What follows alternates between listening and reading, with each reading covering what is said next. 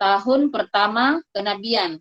Di buku The Great Story Muhammad dikatakan bahwa awal turunnya wahyu itu ketika itu usia Rasulullah dalam penanggalan Hijriyah itu 40 tahun, 6 bulan, 12 hari ya dalam penanggalan Hijriyah.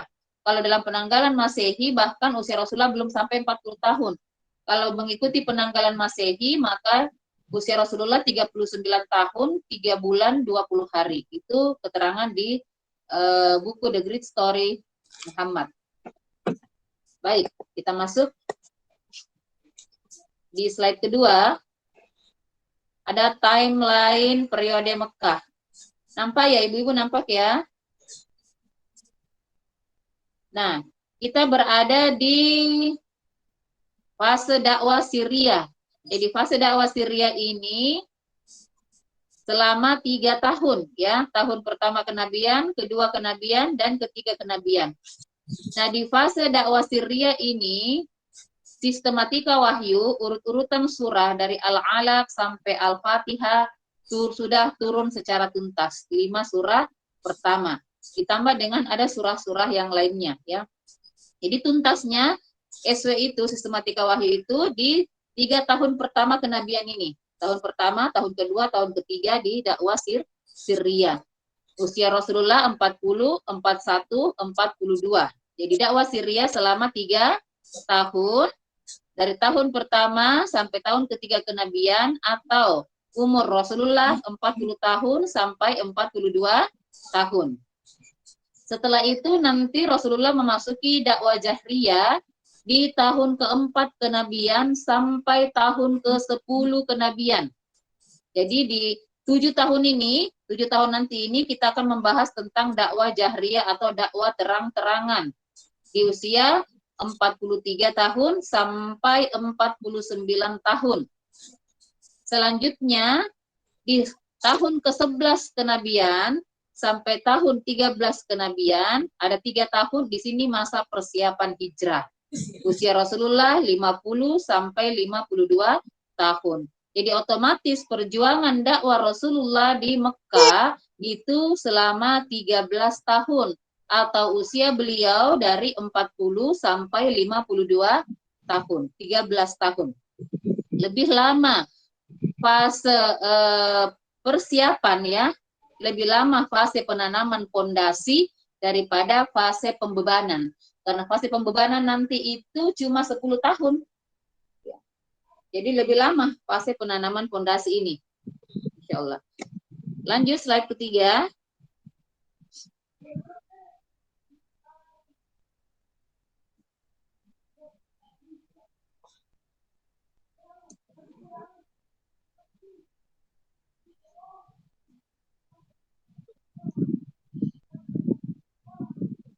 Kita mengenal dulu, jadi periode Mekah adalah periode awal kenabian, ditandai dengan turunnya wahyu Al-Alaq 1 sampai 5.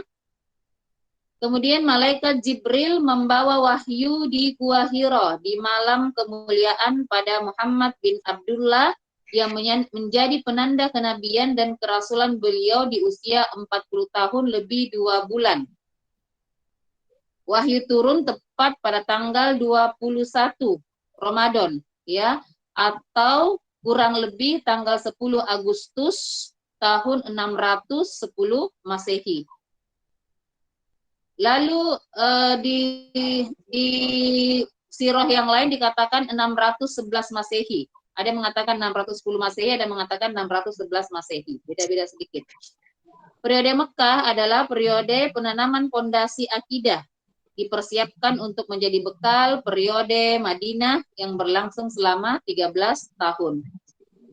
Periode Mekah dengan periode Madinah dibatasi dengan hijrah Rasul di tahun ke-14 Nubuwah. Lanjut slide berikutnya. Definisi wahyu. Ini definisi wahyu adalah pemberitahuan Allah kepada hamba pilihannya akan semua perkara yang ingin dia tunjukkan kepada hamba tersebut yang berupa hidayah dan ilmu dengan cara rahasia dan tersembunyi atau tidak biasa terjadi pada manusia. Ini definisi wahyu menurut istilah ya. Tapi nanti kita akan melihat ternyata wahyu dalam Al-Quran itu berbagai ragam bentuknya, tidak hanya wahyu dari Allah Subhanahu wa Ta'ala. Dan itu Allah sendiri yang sebutkan dalam Al-Qur'annya. Dalilnya ada dalam surah An-Nisa ayat 163, A'udzubillahi minasyaitonirrajim. Inna auhayna ilaika kama auhayna ila Musa wan nabiyyina min ba'di wa auhayna ila Ibrahim wa Ismail wa Ishaq wa Ya'qub wal asbaq wa Isa wa Ayyuba wa Yunusa wa Haruna wa Sulaiman wa ataina Dawuda zabura.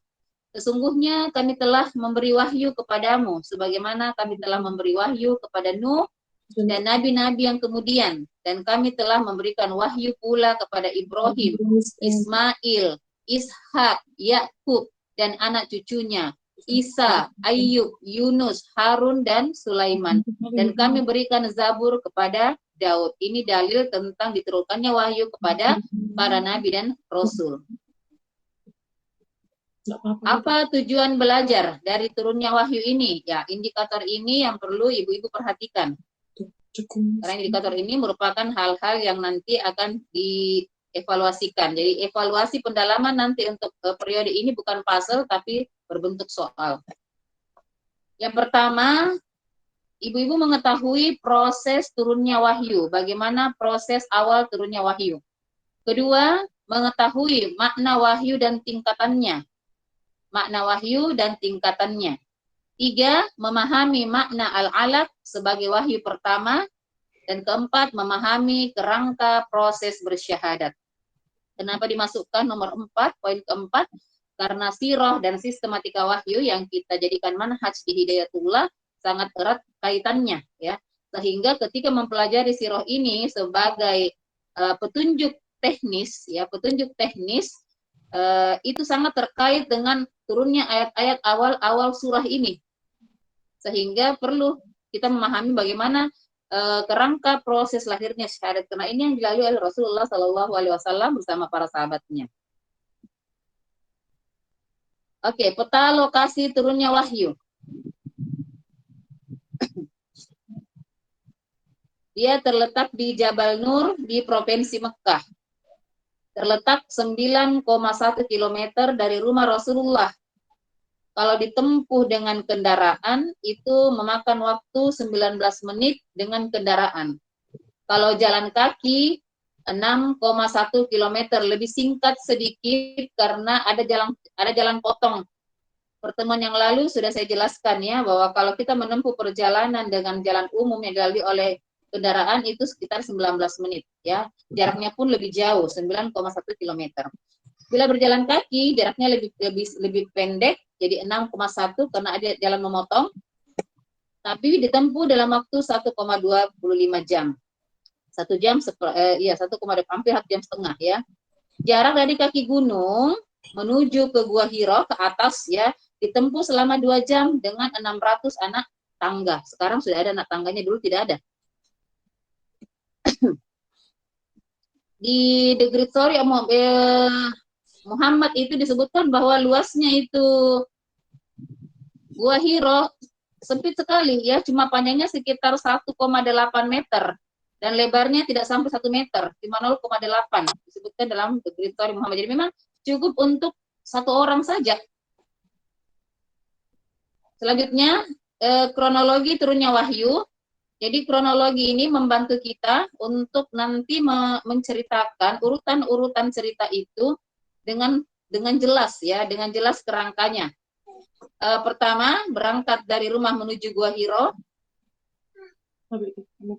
Walaupun Rasulullah sudah melakukan ini selama 3 tahun terakhir sebelum beliau terangkat menjadi nabi.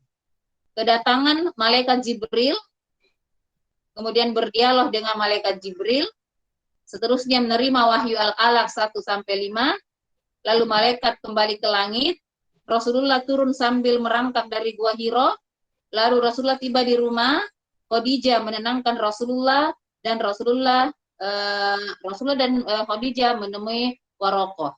Ya, jadi ini kronologi yang akan kita bahas malam ini. Kakak. Selanjutnya, di slide berikutnya, hari, tanggal, dan waktu diturunkannya Al-Quran.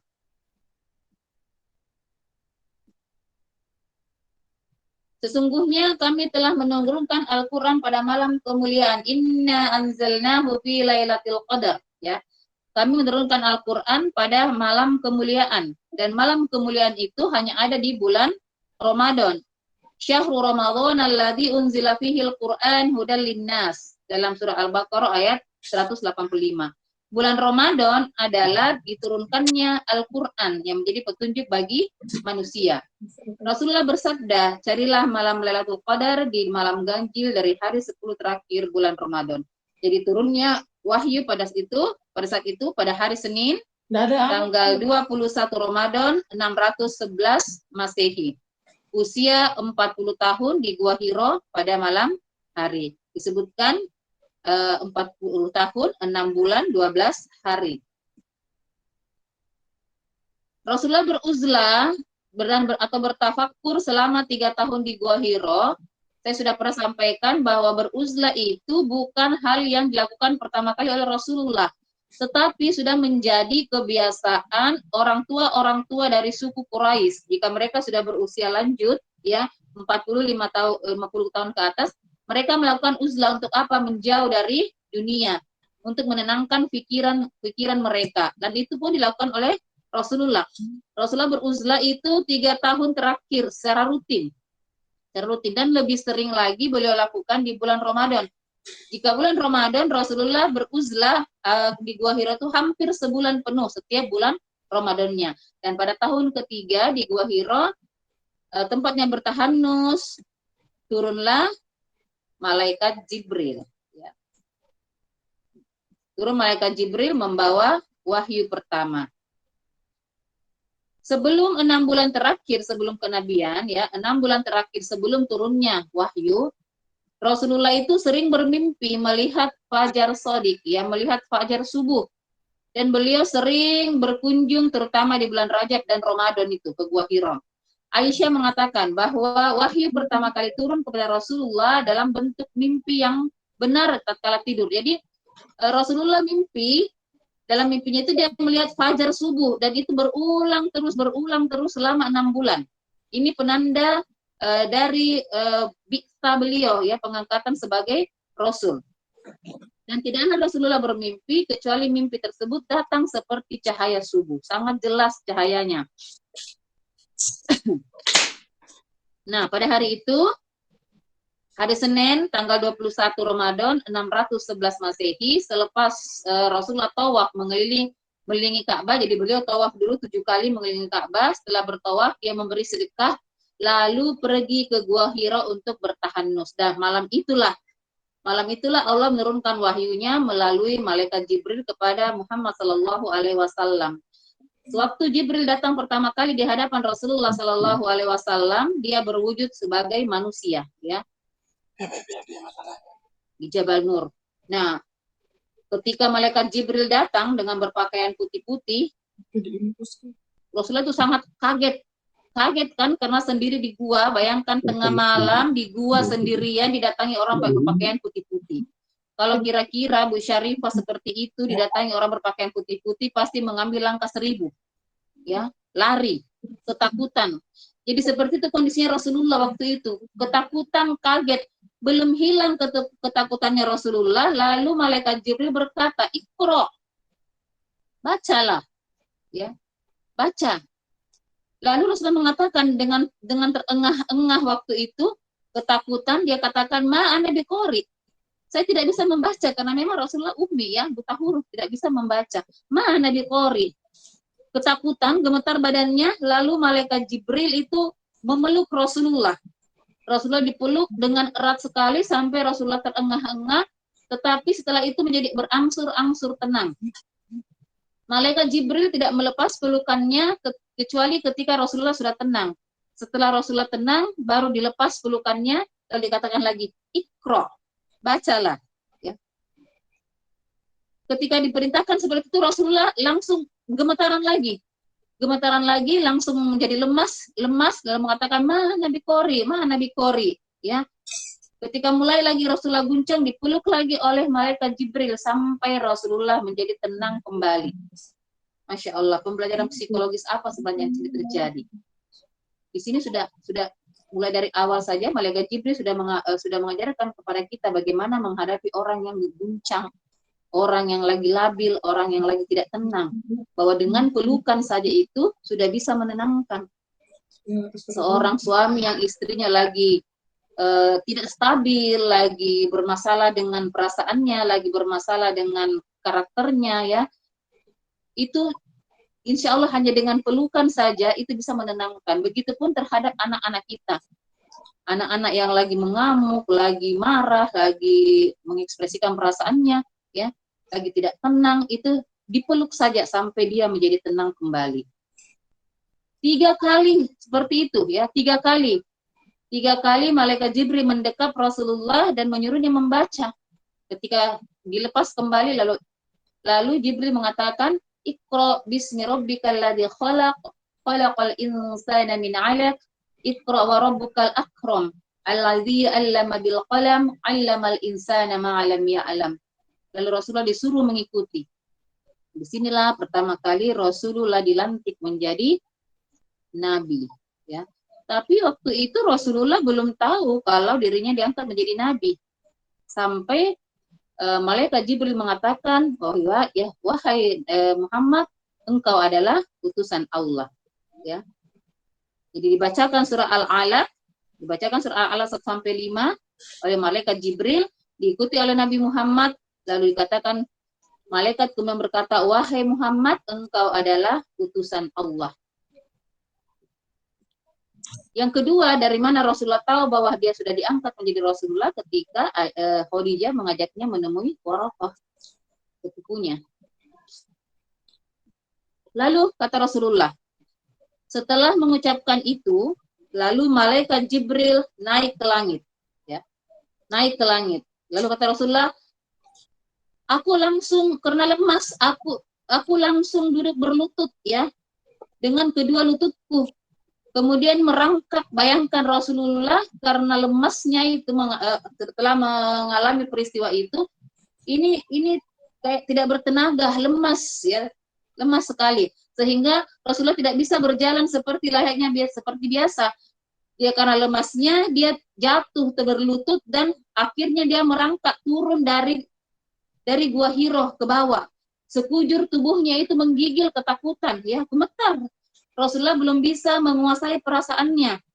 Sampai di buku, ketika kita baca buku Sirah itu diumpamakan Rasulullah saking ketakutannya sudah merangkak turun, dia mencoba berdiri, lari, dia tersandung, jatuh lagi, terguling-guling lagi, dia bangkit lagi, jatuh lagi, lari lagi. Seperti itu, jatuh bangun Rasulullah turun dari Gua Hiro, berlari itu 9 kilo atau 6 kilo dengan jalan yang memotong, pulang ke rumahnya dalam keadaan ketakutan, ngos-ngosan tiba di depan pintu rumahnya. Lalu Rasulullah menemui istrinya dalam keadaan masih gemetar, badannya menggigil akibat peristiwa yang baru dialaminya. Digedor pintu rumahnya, lalu dia katakan, ya Khadijah, zammiluni, selimuti aku. Sampai takutnya, ya. Masya Allah. Ibu-ibu yang berbahagia, kira-kira kalau suami kita melakukan hal yang sama, kemudian kita sebenarnya tidak suka nih, ditinggal terus setiap malam, ya, ditinggal terus berhari-hari, pergi beruzlah, pulang-pulang dalam keadaan seperti itu. Kita kira apa yang ibu-ibu lakukan? Lalu kita bilang, makanya aku bilang memang jangan pergi, kepala batu. Ini seperti itu, ya. Ini kalau kita. Tapi ini Khadijah, Bu. Walaupun pikirannya itu berkecamuk, dia memikirkan, heran, ada apa ini dengan suaminya? Tidak ada satupun kalimat yang keluar dari bibirnya Khadijah, kecuali dia langsung mengambil selimut, memeluk Rasulullah, dibawa ke kamar, dibaringkan, diselimuti. Sampai Rasulullah tenang. Nah, ketika tenang, lalu bertanyalah Khadijah, wahai suamiku, apa yang terjadi? Akhirnya Rasulullah menceritakan, ya, dia menceritakan apa yang terjadi di Gua Hiro. Dia katakan, wahai Khadijah, sungguh aku takut, aku khawatir sekali dengan diriku ini. Ya, aku seperti orang gila. Jadi Rasulullah khawatir dengan dirinya, jangan-jangan terjadi sesuatu dengan dirinya ini. Hal-hal yang tidak wajar. Lalu apa kata Khadijah? Tidak, tidak demi Allah. Khadijah sebagai istri menguatkan, tidak demi Allah. Allah tidak akan mencelakaimu.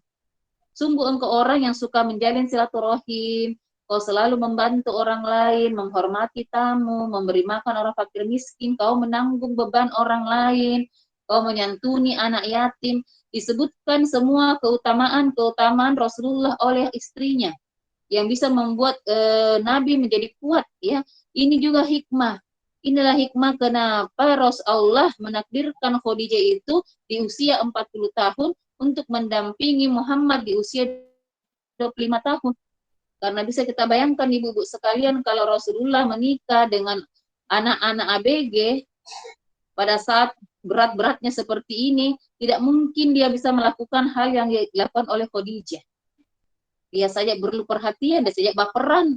Bagaimana bisa memberikan ketenangan kepada Rasulullah. Ini hikmah. Kenapa Allah memberikan Khadijah kepada Rasulullah?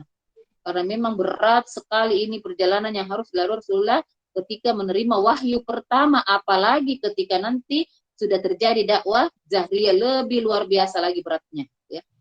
Diberi semangat Rasulullah, sehingga Rasulullah menjadi tenang dan bisa tidur dengan nyenyak pada malam itu. Lalu Khadijah tidak berhenti sampai di situ. Lihat bagaimana perannya Khadijah membantu Rasulullah.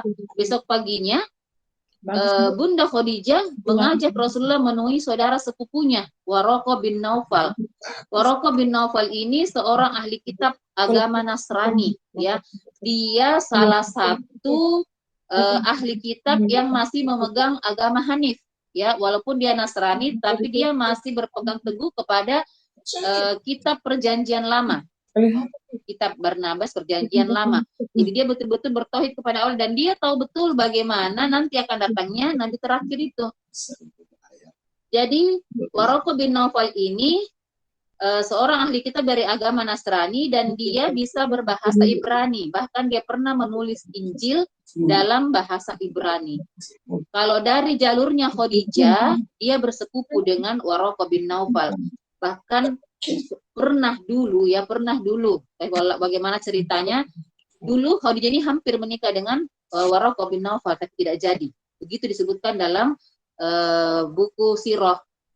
Jadi dari jalurnya Khadijah, dia bersepupu dengan Waraqah. Tapi kalau dari jalurnya Nabi Muhammad, dia paman dari Nabi Muhammad. Seperti itu. Jadi kalau kita mau bandingkan bahwa sebenarnya kalau jalur nasab itu, Rasulullah dengan Khadijah itu bibi dengan keponakan. Ya.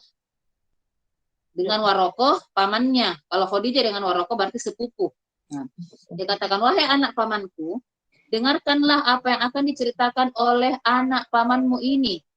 Dia mengatakan, wahai anak pamanku, dengarkanlah apa yang diceritakan oleh anak pamanmu ini. Maksudnya Rasulullah Shallallahu Alaihi Wasallam. Lalu Rasulullah menceritakan peristiwa yang dialami beliau kepada Waraqah bin Naufal. Juga dengan membacakan Al-Alaq, surah Al-Alaq yang diturunkan malaikat Jibril kepada Rasulullah Shallallahu Alaihi Wasallam. Mendengar itu, Waraqah langsung kaget, ya, langsung kaget. Ada katakan, wahai keponakanku, bergembiralah dengan berita yang akan aku sampaikan kepadamu. Kau adalah orang yang dikatakan oleh Isa ibnu Maryam, ya. Ada kan Bu yang dalam surah? Malaikat yang sama yang datang kepadamu itu adalah malaikat yang sama yang datang kepada Nabi Musa. Dan demi Allah, jika aku masih hidup, masih muda pada saat kau diusir, dia sebutkan begitu. Demi Allah, jika aku masih hidup saat kau diusir, maka aku akan membelamu, menentang orang-orang Quraisy dalam menyebarkan agamamu. Mendengar itu, lalu Rasulullah bertanya, apakah kaumku akan mengusirku? Lalu kata Waraqah, tidak satu orang pun yang datang membawa wahyu Allah sebagaimana yang kau bawa, kecuali dia akan diusir oleh kaumnya atau dibunuh. Maka sungguh ketika saat itu aku masih muda, maka aku akan membelamu mati-matian. dalam mempertahankan agama yang kau bawa. Karena mereka akan menghalangi kamu, para penyembah berhala juga orang-orang Yahudi. Demikianlah sejak diterima surah Al-Alaq 1-5, maka Muhammad bin Abdullah telah diutus sebagai nabi terakhir dengan panggilan Rasulullah. Jadi Nabi Muhammad itu tahu tentang kerasulannya itu pertama dari perkataan malaikat Jibril di Gua Hiro. Yang kedua dari pernyataannya Waraqah bin Naufal tentang apa yang diamanahkan kepada beliau. Baik, kita pindah ke slide tingkatan turunnya wahyu. Ya. Tingkatan turunnya wahyu yang pertama itu mimpi yang benar, sebagaimana dialami oleh Rasulullah Shallallahu Alaihi Wasallam. Kemudian Rasulullah juga pernah bermimpi melihat kaum muslimin akan memasuki Masjidil Haram dengan aman dan rambutnya tercukur habis. Itu waktu isyarat bahwa Fatu Makkah sudah semakin dekat. Jadi Rasulullah pernah mendapatkan wahyu melalui mimpi dan itu betul-betul terjadi. Ya, makanya dikatakan mimpi itu 1/70 dari wahyu. Kadang-kadang kita pun mengalaminya, ya, bukan cuma Nabi, tapi manusia biasa pun bisa mengalami hal-hal seperti ini. Isyarat dari lewat mimpi. Yang kedua, malaikat mendatangi Rasulullah dalam rupa seorang laki-laki membawa wahyu itu, dan itu dialami Rasulullah ketika Rasulullah berada di Gua Hiro. Pada saat itu Jibril datang dengan menyerupai malaikat Jibril datang menyerupai manusia, ya. Jadi Jibril datang menemui Rasulullah dalam wujud manusia. Jibril juga pernah mendatangi Rasulullah menyerupai wajah salah seorang sahabat, yaitu Dihya Al-Kalbi, dengan wajah yang sangat rupawan. Kemudian Jibril juga pernah datang dalam bentuk aslinya, ya, membawa wahyu dalam bentuk asli. Malaikat wahyu juga bisa turun melalui malaikat yang membisikkan. Tidak nampak datang di hadapan Rasulullah, tapi dibisikkan. Kata Rasulullah bersabda, Jibril meniupkan wahyu ke dalam jiwaku, bahwa suatu jiwa tidak akan pernah mati sehingga rezeki dan ajalnya telah terpenuhi. Oleh karena itu, hendaklah kalian takut kepada Allah dan perbaguslah permohonan. Jadi bisikan-bisikan malaikat Jibril kepada Rasulullah sebagai wahyu, itu biasa dikumpulkan dalam hadis qudsi, ya. Hadis qudsi yaitu firman-firman Allah yang tidak terdapat di dalam Al-Quran. Kemudian wahyu datang seperti gemerincing lonceng. Jadi ketika membawa wahyu ini, Jibril datang tidak terlihat. Dia tidak terlihat wujudnya, tapi ditandai dengan gentah, suara gentah, lonceng yang kian lama, kian keras. Dan kata Rasulullah, inilah yang paling berat dihadapi Rasulullah. Kondisi Rasulullah diceritakan oleh Anas ketika datang wahyu dalam bentuk gemerincing lonceng ini. Dia katakan, jika telah datang wahyu seperti itu, maka Rasulullah itu langsung terdiam, keringat, wajahnya pucat, keringat dingin. Sampai-sampai unta yang ditunggangi Rasulullah itu terduduk di tanah. Saking beratnya Rasulullah menerima wahyu dengan cara seperti ini. Lalu malaikat datang dalam wujud aslinya. Malaikat pernah datang pada Rasulullah dalam wujud asli ketika hendak menerima surah Al-Muzammil, ya. Waktu itu Rasulullah kembali ke Gua Hiro setelah terputus wahyu selama menurut riwayat 6 bulan. Rasulullah bolak-balik lagi ke Gua Hiro. Tiba-tiba setelah keluar dari Gua Hiro satu lembah, ada yang manggil-manggil Rasulullah, ya Muhammad, ya Muhammad. Terus kata Rasulullah, aku menoleh ke depan, ke belakang, saya tidak melihat siapa-siapa. Ya, keliling Rasulullah memandang, tidak melihat seorang pun. Begitu dia mendongak ke langit, dia melihat malaikat Jibril dalam bentuk aslinya. Dia katakan, saya melihat malaikat yang datang waktu itu. Ya, dia pernah datang kepadaku di Gua Hiro waktu itu. Yang dia maksud Rasulullah adalah ketika dia datang membawa perintah Al-Alaq tadi itu. Dia melihat malaikat Jibril dalam bentuk aslinya, yang sayapnya saja, satu sayapnya itu menutupi ufuk. Ufuk itu kalau kita memandang ke timur, itu semua sampai di ujung tertutup oleh malaikat Jibril. luar biasa. Makanya ketakutan sekali Rasulullah waktu itu ketika melihat wujud aslinya malaikat Jibril. Kemudian bagaimana lagi turunnya wahyu? Wahyu Allah, wahyu yang langsung disampaikan oleh Allah. Contohnya seperti ketika Allah memberikan wahyu perintah sholat kepada Rasulullah pada saat Isra dan Mi'raj. Jadi Rasulullah menerima langsung perkataan itu dari Allah Subhanahu wa Ta'ala. Dari tingkatan-tingkatan turunnya wahyu. Sekarang makna wahyu.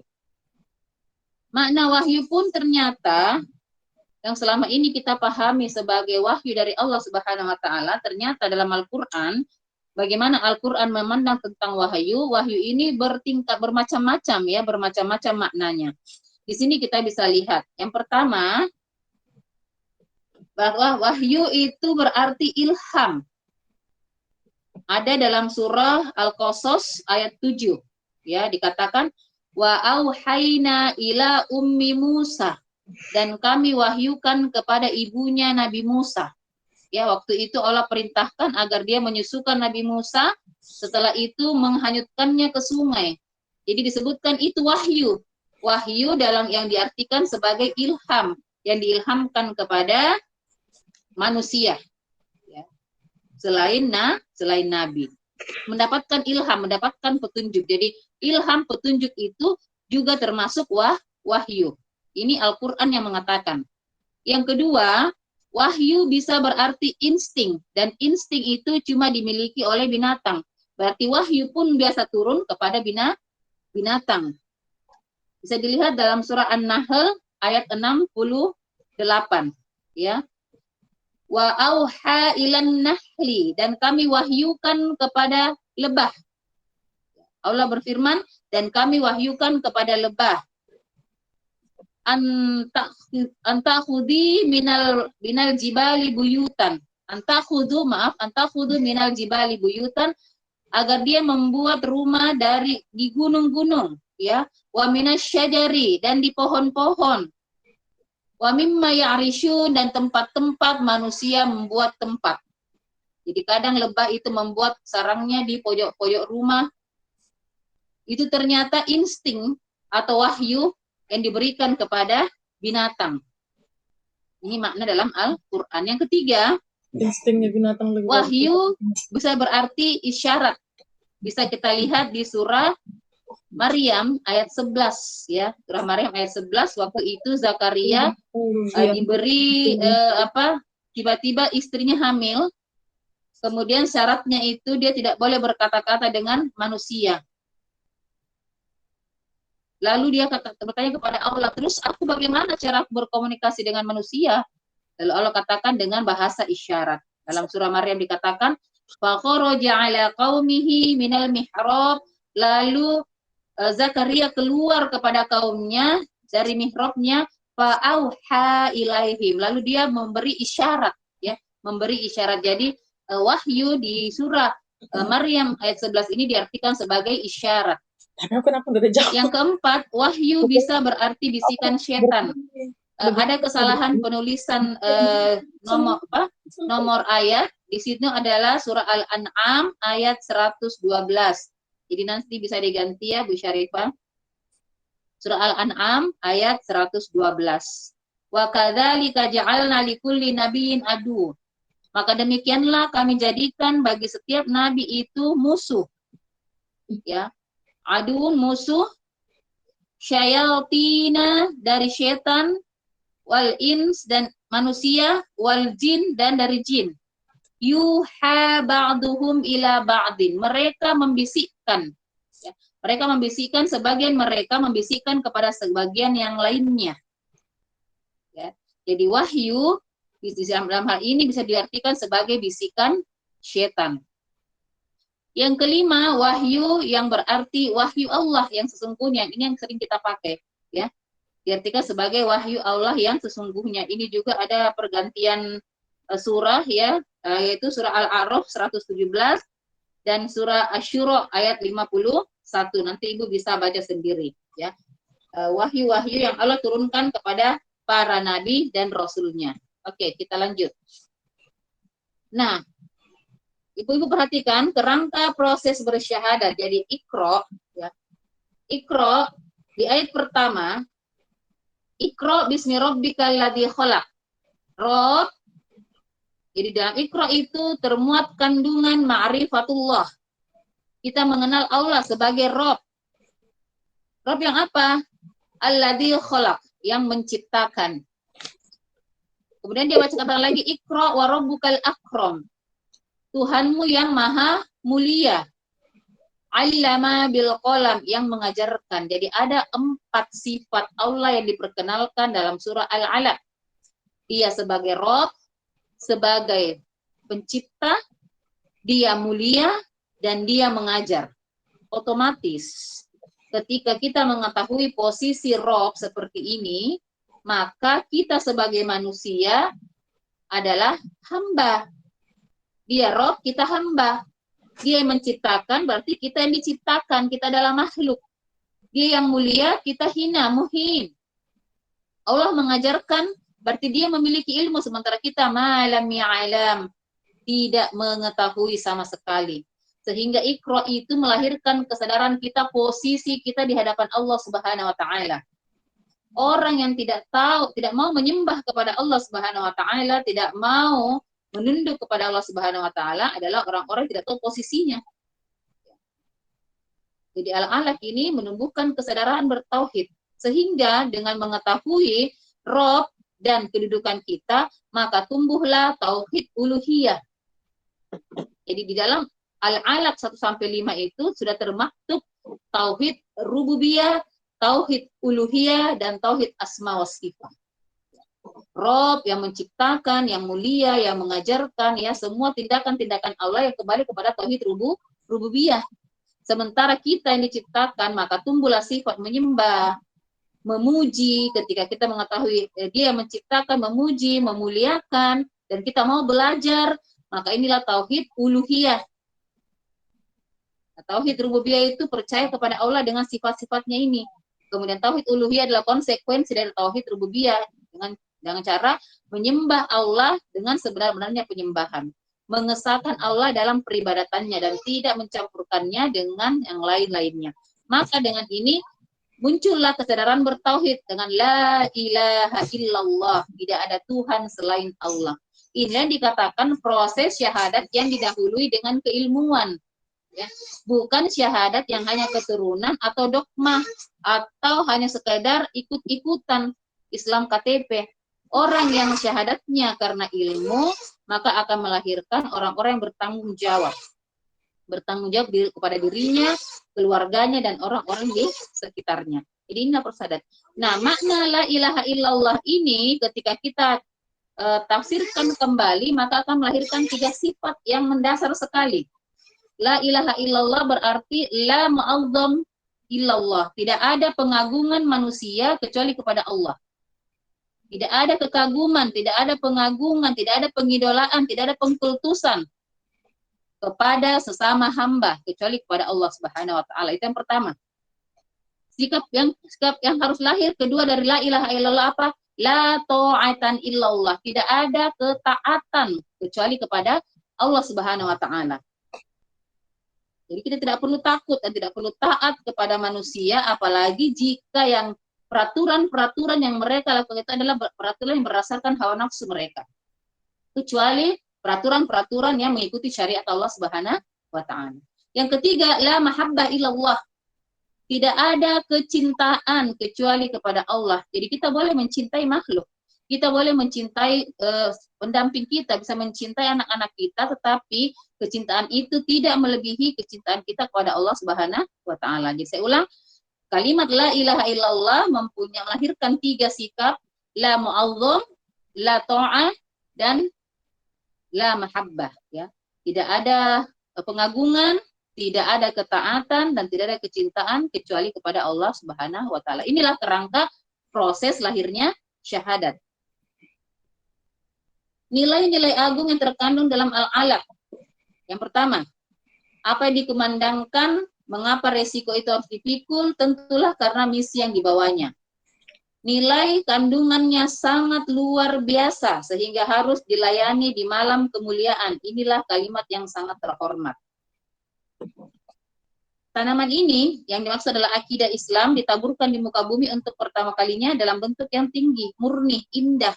Dia terasa asing di dalam perasaan jahiliyah yang sangat dominan. Al-alat bukan bacaan biasa. Perlu rekaman yang baik, bukan membaca sepintas lalu seperti membaca koran. Dan pada akhirnya begitu pula konsep membaca penuh adab. Bahkan dikatakan para ahli tafsir bahwa sebenarnya al-alaq itu mempunyai kandungan yang luar biasa. Ya. Bahkan kita tidak mampu untuk membahas al-alaq itu. Bayangkan dalam surah al-alaq 1-5 saja di situ termuat marifatullah, marifatul insan, marifatul alam. Kemudian melahirkan tauhid rububiyah, tauhid uluhiyah, tauhid asma wa sifat, sampai melahirkan syahadat luas. Itu yang sudah kita kaji. Kita belum tahu lagi, masih banyak rahasia-rahasia yang ada dalam surah al-alaq yang belum kita ketahui. Kenapa tidak diketahui? Karena keterbatasan akal kita, ya. Apa sebenarnya, apa harusnya pengaruh al-alaq dalam diri kita? Yang pertama, dengan mendalami al-alaq ini, dengan memohon ma'unah, anggaplah kita sedang berada di gua Hiro, menyongsong datangnya wahyu. Akhirnya kita berdesir memberi efek perubahan, terutama dalam masalah tauhid kita kepada Allah Subhanahu wa taala. Iqra melahirkan syahadat dalam diri, bersaksi bahwa Rob sebagai sembahan tidak memperserikatkannya. Rob adalah yang mulia, maka kita menempatkan semua pada kedudukannya. Maka manusia akan menempatkan status dirinya sebagai hamba di hadapan Rob-Robnya. Dengan cara apa? Mengikis kesombongan atas kedudukannya, hartanya, kecantikannya, ilmu, dan kebangsawanannya. Itu tidak ada apa-apanya di hadapan Allah Subhanahu wa taala. Ya. Nah, selanjutnya analisa pendidikan, saya rasa ibu-ibu bisa membacanya sendiri. Ini tinggal dibaca saja. Materi pokoknya sudah saya sampaikan, ada analisa pendidikan, analisa kepemimpinan, analisa dakwah, ya, di al-alaq ini, ya. Nah, tokoh-tokoh yang dijumpai dalam surah al-alaq, pertama Khadijah binti Khuwailid, istri Rasulullah, kemudian Warokoh bin Naufal, sepupu Khadijah, Zaid bin Harithah, anak angkatnya Rasulullah, dan Abu Thalib, paman Rasulullah. Hikmah, nanti silakan dibacakan oleh MC. Sunnah, begitupun dengan sunnah-sunnah yang ditegakkan. Saya kira saya cukupkan sampai di sini materinya. Terima kasih. Kalau ada sisi pertanyaan, saya persilahkan. Jam tepat 9:30 kita tuntaskan pertemuan kita. Jadi saya harapkan kepada ibu-ibu untuk pertemuan berikutnya nanti bisa masuk tepat waktu, pukul 8, agar kita juga bisa selesai tepat waktu. Terima kasih. Assalamualaikum warahmatullahi wabarakatuh. Waalaikumsalam Waalaikumsalam warahmatullahi wabarakatuh. Alhamdulillah, baiklah. Itu tadi pemaparan materi dari Umi Miftah tentang baiklah teman-teman semuanya, kami persilahkan sesi tanya jawab 1 atau 2 orang. Bagi yang ingin bertanya, silahkan membuka mikrofonnya. Saya